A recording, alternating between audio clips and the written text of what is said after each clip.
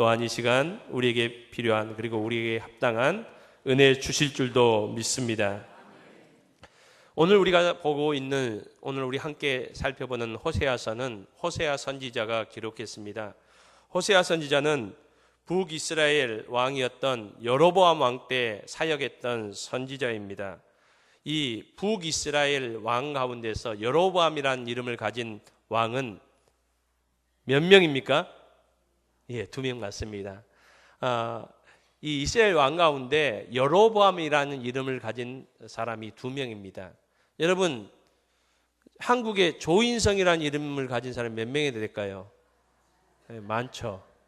예, 대표적으로 제가 알고 있는 사람은 제가 사역하느라고 바빠서 활동하지 못하는 영화 연예계에서 활동하는 조인성이라는 저보다 좀 어린 친구가 있고요. 또 야구하는 친구 중에 제가 좋아하는 팀에는 없지만은 포수 조인성이라는 친구가 있고 또 3대 조인성 중에 한 명이 접니다. 월계교회 조인성 목사. 여기 이스라엘 왕 가운데서 이 남유다와 북이스라엘로 이렇게 나누어지는데 사울 왕, 다윗 왕, 이 사무엘 왕, 이 세 왕 때는 이스라엘이 통일 이스라엘이었습니다. 그렇지만 솔로몬 왕 이후에 남과 북이 나눠지는데 10지파와 2지파로 나누어집니다. 남유다는 베냐민 지파와 유다 지파가 되고 이 2지파 외에 10지파가 북이스라엘이 됩니다. 이 북이스라엘의 초대 왕이었던 왕을 여로보암 1세라고 합니다. 여러분, 호세아 시대 때 활동했던 북이스라엘 여로보암 왕은 우리가 어떻게 부를까요? 여로보암 2세라고 이렇게 칭을 합니다. 여러분, 여로보암 2세는 요시야 왕의 아들이었습니다. 그리고 이스라엘의 13번째 왕이었습니다. 이스라엘 여러 왕 가운데서 여러 시대 중에서 가장 부강했던 시대가 바로 여로보암 2세 왕 때였습니다. 여러분, 여로보암 왕 2세 때는 군사적으로, 정치적으로, 경제적으로, 문화적으로 가장 꽃을 피우고 가장 부강했고 가장 힘이 있었던 그런 시대입니다. 이스라엘 역사를 보면은 외부로부터 침략을 많이 받았습니다. 그래 땅을 좀 빼앗기기도 했는데 여로보암 왕 2세 때 북이스라엘 왕입니다. 이때 영토가 가장 많이 넓혀졌습니다. 그리고 외부로서 침략도 받지 않는 그런 태평성대의 시간을 보냈던 시대가 바로 이 왕의 시대였습니다. 여러분, 이렇게 물질적으로 경제적으로는 아주 부유했지만은 반면에 이 영적으로 신앙적으로는 아주 타락했던 시대입니다. 막 힘이 있고 그러다 보니까 주위에 있는 이방 국가에서 여러 가지들이 들어오는데 경제적인 것도 들어왔지만은 우상들이 많이 들어왔습니다. 그래서 급속히 타락한 문화들이 이 북이스라엘을 오염시켰습니다. 그리고 이 물질적으로 번영하니까 빈부격차가 많이 심하여서 이 잘 사는 사람과 못 사는 사람들 간에 이 갈등이 심해졌던 시대가 바로 이 시대였습니다. 하나님께서는 이 시대에 호세아 선지자를 통해서 선포하시는 이스라엘 백성들을 향하여 선포하시는 그 메시지가 있었습니다. 그 말씀이 오늘 호세아서 6장 3절에 나옵니다. 여호와를 알자, 힘써 여호와를 알자. 우리 한번 따라했으면 좋겠습니다. 여호와를 알자, 힘써 여호와를 알자. 이 알자라는 이 단어는 히브리어로 이 야다라는 단어입니다. 야다라는 단어인데 야다라는 단어가 이 뜻이 여러 가지가 있는데 사랑하다, 의지하다, 신뢰하다, 깨닫다라는 그런 의미입니다. 하나님께서 호세아 선지자를 통해서 여호와를 알자라고 하신 그 말씀의 뜻은 어떤 의미가 있습니까? 이스라엘 백성으로 하여금 하나님이 어떠한 분인지를 깨닫고 알기를 원하신다는 그런 말씀입니다. 그리고 하나님의 약속의 말씀을 의지하고 신뢰하는 하나님의 백성이 되기를 원하신다는 말씀입니다. 그리고 이 땅의 어떤 것보다도 무엇보다도 하나님을 사랑하는 하나님의 백성이 되기를 원한다는 하나님의 말씀입니다. 사랑하는 성도님 여러분, 오늘 우리가 하나님을 알기를 원합니다. 힘써 하나님을 알기를 원합니다. 하나님이 어떠한 분인지를 우리가 알기를 원하고 깨닫기를 원하고 또 하나님께서 우리에게 약속하신 그 약속의 말씀을 믿고 신뢰하는 하나님의 백성이 되기를 원하고 이 세상 무엇보다도 하나님을 사랑하는 하나님을 알되 힘써하는 저와 여러분이 될 수 있기를 주님의 이름으로 축복합니다. 경제적으로는 정치적으로는 부강했고 힘이 있었지만은 영적으로는 타락했던 이 시대에 하나님께서는 하나님을 알라라고 이렇게 말합니다. 어떻게 보면 이 시대에 하나님께서는 호세아 선지자를 통해서 북이스라엘의 종교 개혁을 원하셨습니다. 여러분, 올해는 종교 개혁이 일어난 500주년을 맞이하는 해입니다. 그래서 저희 교회도 지난주에 이 종교 개혁에 대해서 살펴보았습니다. 또 오늘 또 이어서 이 종교 개혁의 의미를 함께 살펴보기를 원합니다. 여러분, 종교 개혁하면은 어떤 의미를 가지고 있습니까? 쉽게 말하면 중세 교회를 고쳤다는 겁니다. 중세 교회의 잘못을 고쳤다라는 의미가 바로 종교 개혁이라는 의미를 가지고 있습니다. 그렇다면 여러분, 중세 교회라는 것은 어떤 교회를 말합니까? 이 4세기부터 16세기에서 17세기까지 약 이 기간이 1000년이 좀 넘는데 1000년 기간의 교회를 우리는 중세교회라고 이렇게 칭합니다. 여러분, 예수님께서 이 땅에 오셨고요. 예수님께서 이 하늘로 올라가시면서 제자들에게 이 예루살렘을 떠나지 말고 이 성령 하나님, 오순절 성령 오실 것을 기다리면서 기도하라고 이렇게 말씀하셨습니다.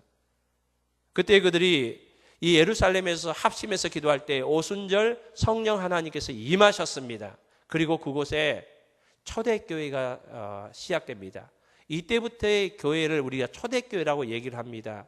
초대교회는 3세기까지를 우리가 대략적으로 말합니다. 여러분, 예루살렘 교회, 또 사도행전에 나오는 소아시아의 교회, 유럽의 교회, 이런 교회들을 우리는 초대교회, 3세기까지의 교회를 초대교회라고 합니다. 그리고 4세기부터 16세기에서 17세기까지를 중세교회라고 이렇게 합니다. 여러분, 초대교회와 중세교회의 그 구분점은 무엇일까요? 여러분, 초대교회는 신앙의 자유가 없었습니다. 예수님을 믿는다는 것은 핍박을 각오해야 했고 어떤 때는 생명을 내어놓아야 되는 그런 극심한 탄압과 박해가 있던 시대였습니다. 여러분, 우리 신약 성경에 보면은 그런 내용들이 많이 나오잖아요. 사도행전에 보면은 사도들이, 특별히 바울 사도가 복음을 전하러 가는 곳마다 박해와 핍박이 있었던 것을 우리는 보게 됩니다. 스데반 지사님이 복음을 전하다가 순교를 했던 것을 보게 됩니다. 여러분, 이런 일들이 있었습니다. 그래서 그 당시 교회를 믿는 사람들은 드러내놓고 이렇게 교회를 믿을 수 없었습니다. 그리고 예수님을 믿을 수 없었습니다. 그래서 역사에서도 우리에게 증거해 주는 내용들이 있지 않습니까? 로마에 가면은 이 카타콤이라는 곳들이 있습니다. 여러분, 카타콤이라고 보셨죠?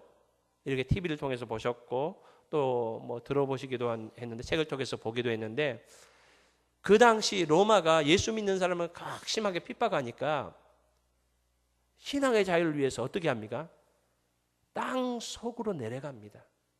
땅 속 깊이 내려가서 그쪽에 굴을 파가지고 그곳에서 신앙생활하며 평생을 거기서 살았던 성도들의 그런 흔적들을 우리는 보게 됩니다. 지금도 로마에 가면은 이런 곳이 관광지로 되어 있습니다. 그렇지만 여러분, 이곳에 한번 들어갈 수 있는데 잘못하면은 들어갔다 못 나온다고 합니다. 너무 복잡해서. 그러니까 그 당시 얼마나 이 탄압이 심했는지, 신앙의 자유가 없었는지를 우리는 이런 것들을 통해서 알게 됩니다. 여러분, 그런 가운데서 313년에 로마가 그렇게 핍박하던 이 교회를 기독교를 인정합니다. 그리고 380년에 가서는 도저히 상상할 수 없었던 일이 벌어집니다. 로마의 국교가 기독교가 됩니다. 이제 예수 믿는 것이 이제 어떠한 위협도 받지 않습니다. 오히려 국가의 보호를 받는 그런 상황이 됩니다. 여러분, 그렇지만은 이제 교회가 안정적이고 또 힘을 얻게 되고 또 물질이 교회 안에 이렇게 들어오다 보니까 이때부터 4세기부터 교회가 인정되고 또 교회가 국교되는 이때부터 점차적으로 하나님에게서부터 하나님의 말씀으로부터 교회가 멀어지는 그런 모습을 보여주게 됩니다. 이것이 중세교회의 1000년간의 모습이었습니다. 이 중세교회에 여러 가지 병폐들이 있는데 제가 지난 시간에도 말씀드렸지만 특별히 2가지 잘못된 병폐들이 있었습니다. 오늘도 그 부분들을 잠시 살펴보기를 원합니다. 먼저 첫 번째는 한번 따라했으면 좋겠습니다. 공로사상. 예, 공로사상입니다. 여러분, 이 공로사상이라는 게 무엇입니까? 성경은 분명히 저와 여러분이 구원받은 것은 우리의 행위나 노력이 아니라 전적인 하나님의 은혜요, 하나님의 선물임을 우리에게 말씀해 주고 있습니다.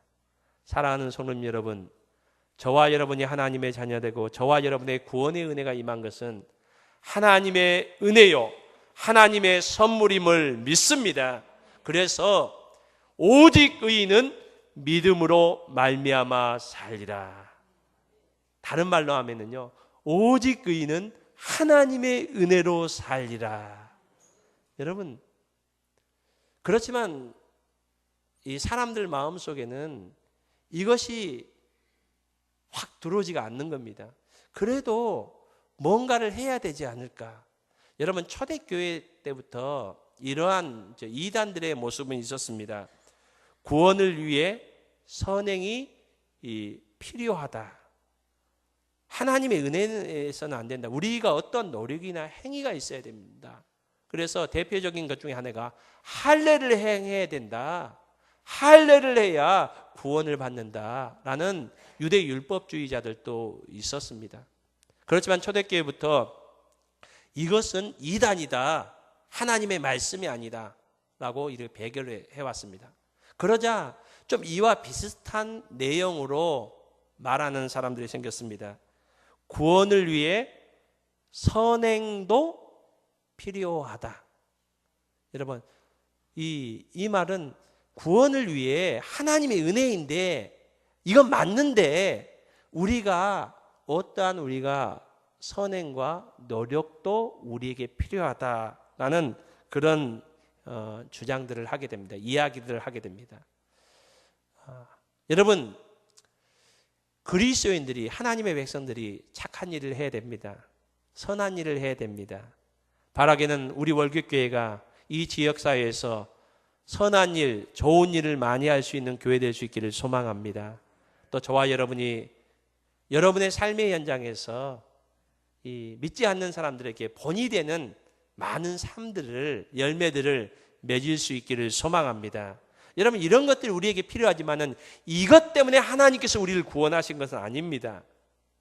우리가 선을 행하고 우리가 어떤 교회를 위해서 여러 가지 일을 했기 때문에 하나님께서 우리를 구원하셨다라고 성경은 전혀 말하지 않습니다. 그렇지만은 사람들 마음속에는 그렇잖아요. 여러분, 높은 사람들하고 밥을 한 끼 먹으려고 해도 여러분, 내가 뭔가를 해야 그런 일들이 생기잖아요. 제가 한 3달 만에 한 번씩 이 전남대 병원을 이렇게 진찰을 받으려고 갑니다. 여러 번 이제 왔다 갔다 하다 보니까 제가 이 전대 병원 안에 이렇게 사람들 이름이 딱 써져 있는 게 있더라고요. 그래서 보니까 이 전대 병원에 뭐 이렇게 리모델링을 하고 그런데 도움을 주셨던 분들, 얼마의 도움을 줬던 분들 해가지고 위에서부터 쫙 이렇게 기록됐더라고요. 제 이름은 없더라고요. 왜 없겠습니까? 내가 뭔가를 안 했으니까요. 전혀. 제가 한 것은 있습니다. 이 전남대 병원을 위해서 제가 3달 만에 한 번씩 꼭 가서 진찰을 받고 있습니다. 여러분 그렇지만은 우리 기본적으로 생각할 때 무엇인가 해야 우리가 어떤 은혜도 받고 혜택도 받고 도움도 받는다는 우리 인간적인 생각들이 있습니다. 여러분 그렇지만 성경에서는 하나님께서 저와 여러분을 하나님의 자녀 삼은 것은 이런 것과는 아무 관계가 없다고 이렇게 말씀하십니다. 그렇지만 이런 것들이 중세교회 안에서 많이 만연해 있었습니다. 왜냐하면 성도들이 하나님의 말씀을 몰랐기 때문에 그래요. 성경에서 분명히 그렇지 않다고 말씀하고 있음에도 불구하고 오직 우리의 구원은 하나님의 전적인 은혜라고 분명히 말씀하고 있음에도 불구하고 성경을 가까이 하지 못하고 성경을 알지 못한 일반 성도들은 그런 것을 몰랐습니다. 여러분 그러니까 어떤 일들이 생겼습니까? 그 당시에 사제들에게 일반 성도들이 이제 찾아가서 자기의 잘못을 이렇게 회개하며 기도할 때가 있습니다. 여러분 우리 모두가 하나님 앞에 직접 회개하며 기도할 수 있습니다. 직접 나가서 기도할 수 있습니다. 그렇지만 그 당시에는 하나님 앞에 직접 나가기는 좀 두렵고 무섭고 해서 사제들, 요즘으로 말하면 신부들입니다. 신부들에게 가서 자기의 죄를 이렇게 고백을 합니다. 이 고백을 하면은 신부에게 고백을 하면은 이제 신부가 대신 하나님께 기도해 줌으로 자기의 죄가 용서받는다는 그런 생각들을 가지고 있었습니다. 그런데 그 죄 중에 일반적이지 않는 죄들이 있을 때가 있지 않습니까? 예를 들어서 제가 실제 그랬다는 거 아닙니다. 제가 사제한테 가서 이제 고해성사를 합니다. 사제님, 제가 지난주에 제가 옆집에 그냥 좋은 물건이 너무나도 탐이 나서 그것을 몰래 가지고 왔습니다. 저를 이상한 눈으로 보시는데 절대 그러지 않았습니다. 여러분 그렇게 고백을 하면은 이 사제가 다른 일반적인 죄에 대해서는 미워하는 마음을 가졌습니다만은 그 미워하는 마음을 이제 회개하십시오. 제가 하나님께 기도하겠습니다. 이게 끝날 건데 이 물건을 줬다고 하면은 이거 해결해야 되지 않겠습니까? 돌려주라고 얘기를 합니다. 또한 이것은 잘못이기 때문에 이런 일을 다시 하지 않기 위해서 당신은 하지 않겠다는 의미에서 100일 동안 이 강제 사역을 해야 됩니다. 일을 해야 됩니다.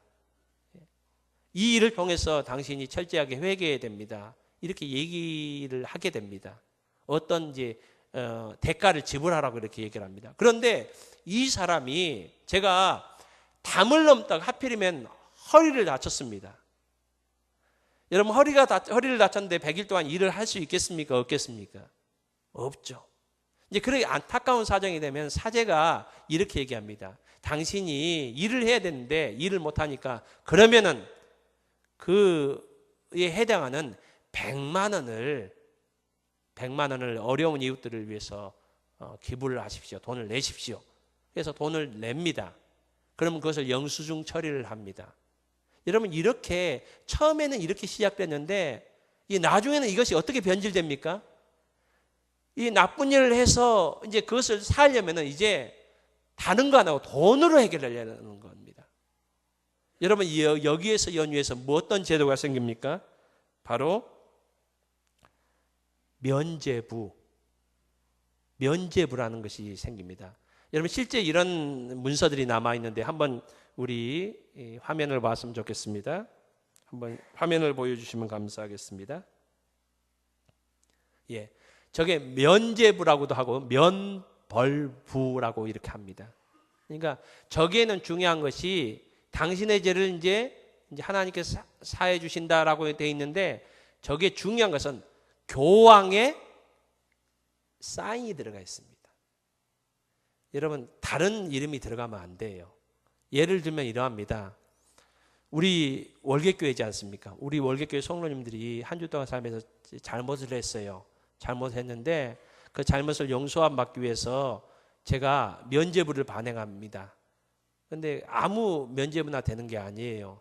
만약에 그 이름에 저희 큰아들 이름 조은강, 제가 바빠가지고 조은강 사인되어 있으면 그건 됩니까 안 됩니까? 제 이름 조인성 목사. 여러분 이런 것처럼 저기 교황의 사인이 딱 들은 것만 유효한 것입니다. 그래서 이런 면죄부가 그 당시 돈을 주고 사고 또 죄를 용서함 받는 그런 면죄부가 발행이 됐습니다. 저 면죄부는 독일 지방에서 발행되었던 그런 면죄부임을 이렇게 증거해 주고 있습니다. 여러분 이 면죄부가 발행이 되니까 또 어떤 교리가 생기는 거니까 여러분 연옥교리라고 아시죠? 예, 연옥교리가 무엇인가 하니까 이 사람은 죽으면 지옥이든지 천국이든지 두 곳을 가게 되는데 가기 전에 머무는 곳이 있습니다. 바로 연옥이라는 곳입니다. 이 연옥에 있어서 연옥에서 그동안 이 땅에서 지었던 모든 죄를 다 회개를 하고 또 용서함 받으면 그때서야 천국으로 갈 수 있다는 겁니다. 그렇지 못하면 지옥으로 가고요. 그런데 이 아버님이 지금 죽으셨는데 연옥에 있습니다. 연옥에 있는데 이 아버님이 빨리 원래는 지금 한 500년 정도 연옥에 있어야 되는데 이 땅에 있는 자녀들이 이 기도를 열심히 한다든지 또 교회를 위해서 헌금을 많이 한다든지 아니면 면죄부를 많이 사가지고 한다면은 이 아버님이 바로 천국으로 갈 수 있다라고 면죄부를 이렇게 발행했고 연옥교리가 이렇게 사람들에게 전해졌던 시대가 바로 이 중세교회의 시대였음을 말하고 있습니다. 또한 또 이런 또 것까지 일반 성도들에게 얘기를 했습니다. 사람마다 하나님께서 주신 은혜의 분량이 다르다는 겁니다. 어떤 사람은 열심히 신앙생활하는 사람에게는 하나님께 주신 은혜가 많은데 어떤 사람은 은혜의 분량이 적다는 겁니다. 그렇다면 그 당시 가장 하나님의 은혜가 많았던 사람이 누구였을까요? 그 당시 이렇게 가르쳤습니다. 교황. 그래서 교황은 은혜가 넘쳐나기 때문에 이 교황이 그 남는 은혜를 나누어 줄 수 있다는 겁니다. 그것이 바로 면죄부라는 겁니다. 여러분 요즘 이런 거 좀 예를 들어서 말씀드릴 수 있겠네요. 요즘 스마트폰을 다 사용하시잖아요. 예, 스마트폰도 잘 사용해야 되는데 또 지혜롭게 사용해야 되는데 제가 최근에 이제 알게 된 것은 같은 가족끼리 이렇게 패밀리로 이렇게 묶어 놓으면은 데이터를 내가 쓰고 남은 데이터를 이거 줄 수 있다고 하더라고요. 여러분 알고 계셨어요? 아, 그러셨습니까? 제가 안 지는 그렇게 오래되지 않습니다. 저는 그렇게 데이터를 많이 사용하지 않아요.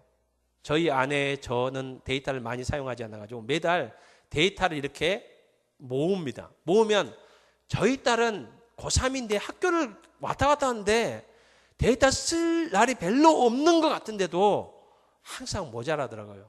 요금제가 또 낮기 때문에 그럽니다. 그러면은 그 데이터를 제가 기부한 이 데이터를 사용할 수가 있습니다. 아마 이런 원리를 그 당시에 알았던 것 같습니다.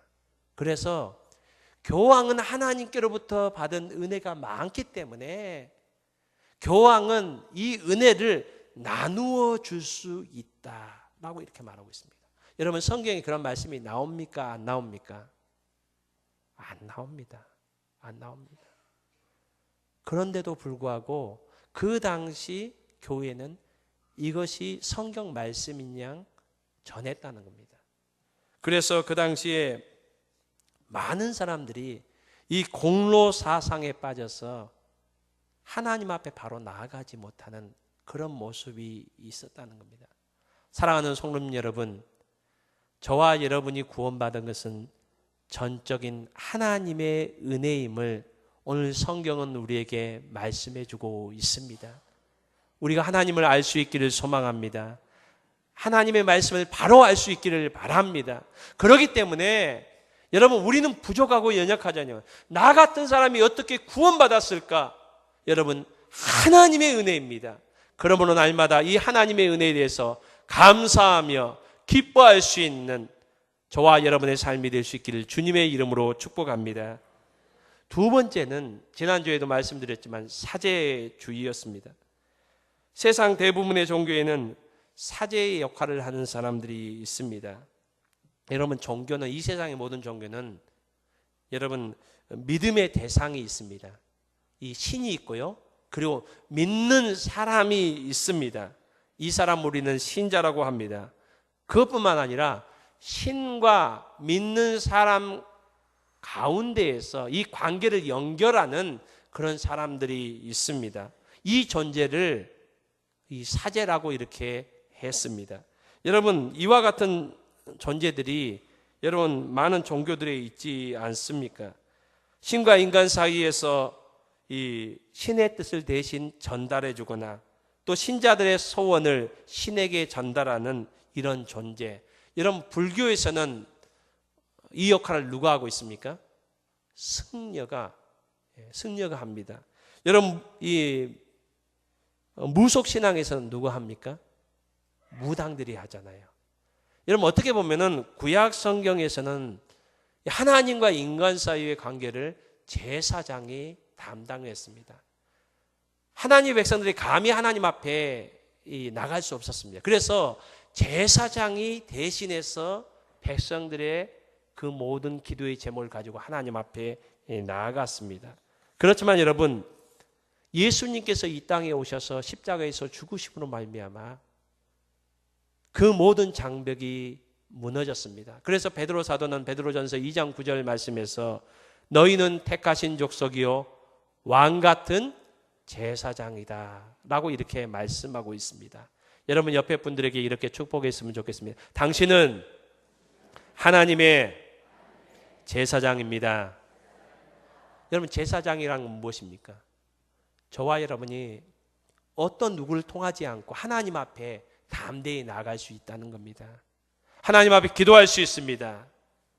하나님 앞에 나아갈 수 있습니다. 하나님 앞에 예배할 수 있습니다.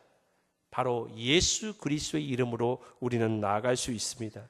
그렇지만은 중세 교회 로마 카톨릭은 이 사제의 직책을 아주 강조를 했습니다. 그래서 일반 성도들이 예수 그리스도의 이름으로 하나님께 직접 나아갈 수 있는 길을 어떻게 보면 막은 거나 마찬가지였습니다. 이렇게 얘기했습니다. 사제를 통해서만, 그리고 사제의 도움을 받아야만 구원을 이룰 수 있다는 잘못된 그런 생각들이 중세 교회에 팽배해지게 되었습니다. 여러분, 바로 제가 앞에서도 설명드렸던 고해 성사 제도가 바로 이런 이유에서 만들어져 있습니다. 또 이런 의미를 담고 있습니다. 그래서 정작 믿고 의지하고 신뢰해야 될 예수 그리스도를 예수님께 나아가는 것이 아니라 신부를 의지하고 사제를 의지하고 교황을 의지하는 그런 잘못된 그런 일들이 벌어졌습니다. 그리고 예수 그리스도가 있어야 할 자리에 교황이 그 자리를 차지하는 그런 일들이 있어졌습니다. 그래서 이 당시에 교황 모설, 교황은 교황으로 재직하는 그 동안에는 어떠한 죄도 짓지 않고 어떠한 잘못도 하지 않는다. 그래서 교황의 말이 꼭 하나님의 말과 같은 권위를 갖는 시대가 바로 그 시대였습니다. 여러분, 이 시대에 종교개혁이 일어났습니다. 여러분, 그런데 이 종교개혁은 이 시대에만 필요한 것이 아닙니다. 오늘 우리가 본문을 읽었지만은 호세아 시대에도, 그 시대에도 하나님께서 하나님을 알자, 힘써 하나님을 알자라고 말씀하십니다. 왜 그렇습니까? 이스라엘 백성들이 하나님께 예배하지 않았다고요? 아닙니다. 하나님 앞에 예배드리는 그런 모습들은 많이 있었지만은, 형식은 많이 있었고 그런 모습은 많이 있었지만은 실상 하나님을 참으로 알지 못하고 잘못된 신앙의 모습들이 그들 속에 많이 있었다는 겁니다.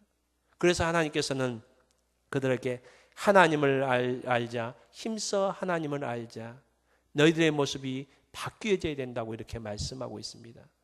여러분, 이 모습이 종교개혁 시대에 일어났고, 여러분 오늘 시대에도 우리의 모습 가운데서 이런 모습이 있지는 않습니까? 사랑하는 성도님 여러분, 오늘 우리의 모습을 통하여서 하나님 앞에 변화해야 되고 바꾸어져야 되고 회개될 모습이 있다면 오늘 말씀 앞에 우리가 순종하며 믿음으로 고백하며 나아갈 수 있는 저와 여러분이 될 수 있기를 소망합니다. 하나님을 알 수 있기를 바랍니다. 하나님을 힘써 알 수 있기를 소망합니다. 여러분, 종교개혁은 어떤 시대의 특정 시대의 전유물이 아닙니다. 모든 시대에 하나님의 백성들, 하나님을 사랑하는 사람들에게 필요한 삶의 자세가 바로 종교개혁입니다. 하나님을 아는 것이고 하나님을 힘써 아는 것입니다. 종교개혁은 하나님을 가까이 하는 운동이었고 하나님을 사랑하는 운동이었습니다. 바로 하나님을 바로 알고 하나님을 사랑하며 하나님을 신뢰하며 하나님 앞에 믿음으로 나아가는 이 운동이 오늘 우리의 삶 가운데 다시 회복될 수 있기를 주님의 이름으로 축복합니다.